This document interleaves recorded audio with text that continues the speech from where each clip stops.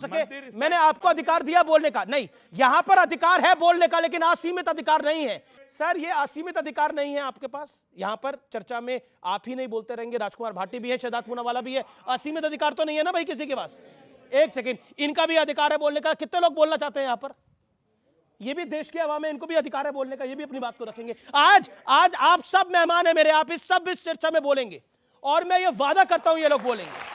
सुनिए, अब मैं आता हूं शहजाद पूनावाला, आपकी बात तो कह रहे हैं असीमित अधिकार तो है नहीं, और जाकिर नायक कह रहा है कि देखिए अब मोदी पहले से कमजोर हो गए हैं। और देखिए फॉरेन इंटरफेरेंस है या नहीं है, लेकिन विदेशों से बयान आ रहे हैं। जाकिर नायक कह रहा है कि मोदी पहले से कमजोर है, अगर मुसलमान कूच करेगा तो झुकना पड़ जाएगा। मेरा प्रश्न सीधा यह है, सीधा मेरा प्रश्न यह है कि पटना से 30 किलोमीटर दूर एक गांव, पूरे का पूरा गांव वक्फ का हो गया और नोटिस दे दिया गया कि गांव खाली कर दीजिए। वहां पे 95% आबादी हिंदुओं की है। शहजाद पूनावाला, आप भी मुसलमान हैं, जवाब दीजिए इस बात का। नहीं, केवल पटना के गांव की नहीं, इन्होंने तो ताजमहल भी क्लेम कर लिया। छत्तीसगढ़ में तहसील की ऑफिस, सूरत में म्युनिसिपल हेडक्वार्टर, और यहाँ तक कि एक तमिलनाडु में 1500 साल पुराना गांव। कुरान पाक नाजिल हुआ प्रॉफिट मोहम्मद सल्लल्लाहु अलैहि वसल्लम पर 1400 साल पहले, वक्फ उसके बाद आया। गांव क्लेम किया 1500 साल पुराना। बताइए क्या चल रहा है? मैं कह रहा हूँ ना, वक्त बहाना है, केवल हिंदू मुस्लिम लड़वाना है, मुसलमानों को भड़काना है, वोट बैंक की दुकान चलाना है। ये वक्त में संशोधन लाने की बात पहले सबसे की किसने? सच्चर कमेटी रिपोर्ट, मुसलमानों ने उसकी पैरवी की। JPC 9th report Rahman Khan की अध्यक्षता में बनी।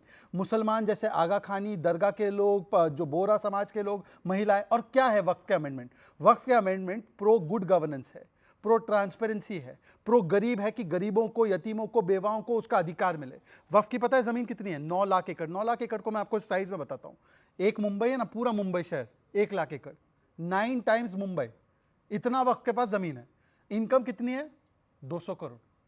सच्चर कमेटी ने बोला मिनिमम 12,000 करोड़ आनी चाहिए। अच्छा, 12,000 करोड़ इनकम आएगी तो किसके पास जाएगी? ये कोई सरकार के पास तो जाएगी नहीं, टेंपल ट्रस्ट तो है नहीं। ये जाएगी तो मुसलमानों के बेनिफिट के लिए। तो ये मुसलमानों के बेनिफिट के लिए है। और जो मुसलमानों ने, अमीर मुसलमान, जो पॉलिटिशियंस के साथ जुड़े हुए मुसलमान, देखते होंगे ना, वो बड़े बड़ी गाड़ियों में आते हैं, फॉर्च्यूनर में आते हैं, बड़े बड़े नेताओं के साथ घूमते उठते बैठते, उनकी इफ्तार पार्टी में टोपी लगा के नेता जाते हैं, उनके साथ बैठकर वो लोग ये लैंड हथियाना चाहते हैं और ऑलरेडी पौने दामों में बेचना चाहते हैं। इसीलिए वो इस संशोधन के खिलाफ है। पर मैं आखिरी बात छोड़ना चाहता हूं, बाकी सब छोड़ दो, दिल्ली की घटना बताता हूं। डीडीए की जमीन 2016-17 में आम आदमी पार्टी की सरकार बोलती है हम फ्लाईओवर बनाना चाहते हैं, रानी लक्ष्मीबाई का स्टैच्यू हम हटाना चाहते हैं, उसको प्लेस करना है कहीं और। एमसीडी और डीडीए बोलती है हमारी एक पार्क है, उसमें लगा देते हैं। सब लोग बोलते हैं ओके जी, ग्रेट। वक्फ बोर्ड आते हैं, कहता है ये पार्क हमारा है, रानी लक्ष्मीबाई की स्टैच्यू नहीं लगेगी। कल हाईकोर्ट ने बोला है, और रानी लक्ष्मीबाई के स्टैच्यू से भी इनको प्रॉब्लम हो चुकी है। बताइए रानी लक्ष्मीबाई के स्टैच्यू से क्या समस्या हो सकती है? सच्चर कमेटी रिपोर्ट ने पैरवी की थी कि नहीं वक्फ के अमेंडमेंट की? जी। जेपीसी 9th रिपोर्ट ने की थी कि नहीं की थी? जी, मैं और किससे पूछूंगा? बिल्कुल आपसे पूछ, आप ही से पूछो। आप पूरे देश से भी पूछ सकते हैं, आपसे पूछो। देश से क्या? आप ही से पूछो। आप कन्विंस हो जाए। ज्यादा प्रेम है, यहाँ लेकिन पर मैं बता वक्फ के देता हूं, वकील आप है ना? 12,000 वक्फ के वकील आप है ना? यहाँ पर मैं वकील नहीं हूँ, वकालत कर रहे हैं ना उसकी? जैन है, हालांकि इनका कोई उस पे स्टेक नहीं है, लेकिन मैं वकील नहीं हूँ। नहीं, वो बेनिफिशियरी है। मैं वकील नहीं हूँ। आपका स्टेक क्यों है? एक सेकंड, आपने क्या बोला सर? क्या बोला? इनका क्या स्टेक नहीं है? अब देर में समझ में आया, आपकी बत्ती बाद में जली। मैं कह रहा हूँ वक्फ बोर्ड, मुसलमानों ने अपनी जमीनें वक्फ की हैं अल्लाह के कॉज के लिए, गरीबों के लिए, चैरिटी के लिए। बाकी किसी का स्टेक क्या है? मेरा स्टेक कैसे नहीं है? ज्ञान व्यापी को आप वफ नंबर 100 घोषित कर चुके हैं, उसके खिलाफ हम लड़ाई लड़ रहे हैं। वहां पे इतनी लंबी लीगल लड़ाई चल रही है कि उसको वफ ट्राइब्यूनल भेजा जाए। मेरा स्टेक क्यों नहीं? कृष्ण जन्मभूमि को आपने वफ संपत्ति घोषित कर दिया है, उसके लिए हम लड़ाई लड़ रहे हैं इलाहाबाद हाईकोर्ट में। कुतुब मीनार को, ताजमहल को, टीले वाली मस्जिद को, हर एक चीज को। ठीक है, मतलब आपका कहना है कि आपका कहना फैक्चुअल बात करते हैं, फैक्चुअल बात करते हैं, फैक्चुअल बात करते हैं। आप कह रहे हैं कि हिंदुओं का क्या लेना देना है, वक्फ तो मुसलमानों से है और मुसलमानों का ही लेना देना है। अब सुनना पड़ेगा। अब तिरुचिरापल्ली में जो मैं बात बता रहा हूं तमिलनाडु की, वहां पर पूरे गांव पर 2022 में दावा ठोक दिया गया। वहां पर 1500 साल पुराना मंदिर है, उस पे वक्फ ने दावा ठोक दिया। तो क्यों हिंदुओं का अधिकार नहीं है अपना मंदिर बचाने का? कमाल की बात कर रहे हैं आप। इनका क्या मतलब है? इनका क्या मतलब है? ये तो जैन है। जैन हैं, ये भी अल्पसंख्यक अफवाह हैं, फैलाई ये भी जा रही है अल्पसंख्यक कि हैं इस वक्फ बोर्ड देश के जब अंदर, चाहे, जहाँ ये चाहे जैन भी जमीन पे अल्पसंख्यक कब्जा कर हैं। लेता है हमें तो ऐसा और कोई उसकी एक्ट किसी नहीं है। अदालत में जेंट्स सुनवाई के पास नहीं तो ऐसा होती। कोई एक्ट नहीं आप है। देखिए ये अफवाह वक्फ फैला एक्ट रहे हैं 1995 जैसा ये मैं अफवाह एक फैला मिनट रहे हैं कि अमीशी, वक्फ बोर्ड की मैं एक सुनवाई शब्द कहीं नहीं नहीं होती। बोलूंगा, अभी कोई भी अभी ये पैनलिस्ट कोर्ट मुझे कर यहाँ रहे दिखा दे हैं कि दिल्ली किसी हाई और कोर्ट का minority केस। एक second Delhi Waqf high act court का और केस। इस अगर देश वक्फ के की जैन सुनवाई कहीं और अगर नहीं इस होती, देश तो के हाई कोर्ट जैन कैसे गया? इकट्ठे होकर अपनी वेल्थ को एक्युमुलेट कर ले तो अगर वो अपना पैसा बाहर निकाल दे तो पाकिस्तान की पूरी जीडीपी सामने आ जाएगी। इतना पैसा है इस देश के जानों के पास, इतना पैसा है। ये भी अल्पसंख्यक है इस देश में, क्योंकि अल्पसंख्यक की बड़ी डेफिनेशन होती है, क्योंकि कहा जाता है कि देखिए अल्पसंख्यक एक सेकंड आप शांत रहेंगे आप। अब अल्पसंख्यक कहा जाता है कि अल्पसंख्यक है, जैन अल्पसंख्यक है इस देश में। मैं अल्पसंख्यकों की बात करता हूं, जैन अल्पसंख्यक हैं, उनकी इकोनॉमिक कंडीशन क्या है और वो कितनी वेल्थ जनरेट करते हैं भारत के लिए, ये सबके सामने है। सिख इंटरप्राइजिंग कॉम है, सोचिए कितना बिजनेस वो जनरेट करती है।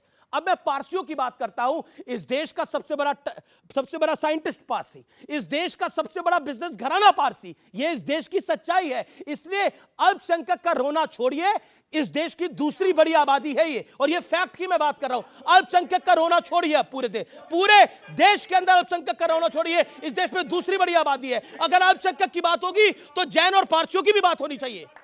ठीक है, अब मैं आता हूं इनके पास।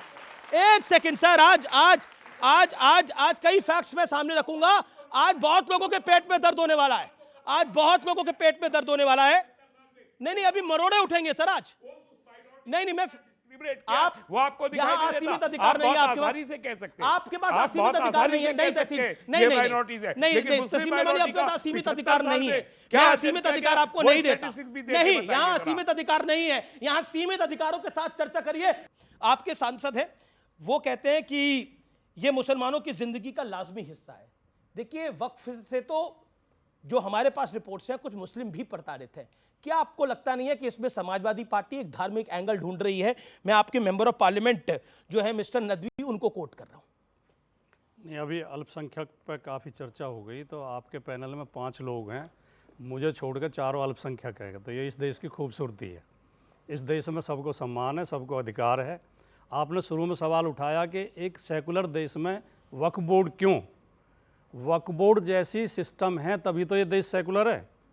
हमारे देश का संविधान कहता है कि अल्पसंख्यक समुदायों को अपनी धार्मिक संस्थाएं चलाने, धार्मिक संपत्ति का प्रबंधन करने, विचार, अव्यक्ति, विश्वास, धर्म, उपासना की पूरी स्वतंत्रता होगी। अगर हम उसे घुमा फिरा के कैसे भी सीमित करते हैं या उस पर सवाल उठाते हैं तो हम देश के सेकुलर ढांचे पर सवाल उठाते हैं, हम देश के संविधान पर सवाल उठाते हैं। मैं ये बिल्कुल गारंटी नहीं दे सकता कि वक्फ बोर्ड में अनियमितताएं नहीं होंगी या कहीं वक्फ बोर्ड ने कुछ गलत कब्जे नहीं किए होंगे, हो सकता है कुछ कब्जे हों, लेकिन ये भी सच्चाई है कि वक्फ बोर्ड की भी बहुत सारी प्रॉपर्टीज पर कब्जे हैं जिनके मुकदमे वक्फ बोर्ड लड़ रहा है। दूसरी बात जो अभी रहमानी साहब ने कहा, अच्छा ये जो मुकदमे लड़े जा रहे हैं, ये मेरा प्रश्न ये है कि वक्फ के पास असीमित अधिकार इसीलिए है कि वो अपना ट्राइब्यूनल खुद वो अपने ट्राइब्यूनल में केस जाएगा उनके। और पॉइंट नंबर 1, राजकुमार भाटी को कोई दिक्कत हो तो वो कोर्ट में जाएगा, बाकायदा कोर्ट में जाएगा। इनको कोई दिक्कत हो, मुझे कोई दिक्कत हो तो मैं कोर्ट में जाऊंगा, लेकिन वक्फ को कोई दिक्कत होगी तो वक्फ के बनाए हुए ट्राइब्यूनल में जाएगा, जिसमें 2 लोग वक्फ के होंगे और एक गवर्नमेंट ऑफिसर होगा। अब आप बताइए ये कहां का कायदा और कौन सा कानून है? ये स्पेशल ट्रीटमेंट है कि नहीं है? यही हिंदुओं के साथ हो जाए तो क्या होगा, यही सिखों के साथ हो जाए तो क्या तूफान मचेगा? 2 बातें अच्छी तरह समझ लेनी जी। चाहिए।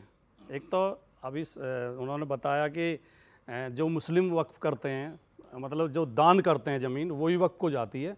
एक बात वो बताना भूल गए, मैं स्पष्ट कर देता हूँ कि वक्फ करने से पहले उस ज़मीन की पूरी ये गारंटी देनी पड़ती है, उसके कागज़ देने पड़ते हैं कि इस पर कोई विवाद नहीं है और इस पर किसी और का दावा नहीं है। पहली बात तो ये, तब वो वक्फ बोर्ड को जाती है। अधिकारों पे बात करी, ऐसा नियम है। मैंने वक्फ के ट्राइब्यूनल पे बात दूसरा करी। ट्रिब्यूनल की बात आई, वो ट्रिब्यूनल तो हमारी सरकार ने ही तो बनाया है, वो सिस्टम के तहत तो बनाया, नियम कानून के तहत तो बनाया। आपको ठीक लगता है वो ट्रिब्यूनल? नहीं, अगर कोई कमी है तो उसमें दूर की जा सकती है। नहीं क्या, लेकिन हम हर चीज पे तीसरी बात, ये बार बार झूठ बोला जाता है। मैंने कमी की बात करी। आपको अगर कोई मसला होगा तो आपको कोर्ट जाना पड़ेगा, लेकिन वक्फ का कोई मसला होगा तो उसको वक्फ के ट्रिब्यूनल में जाना पड़ेगा। अब बताइए। देखिए, एक क्लैरिफाई, सिखों के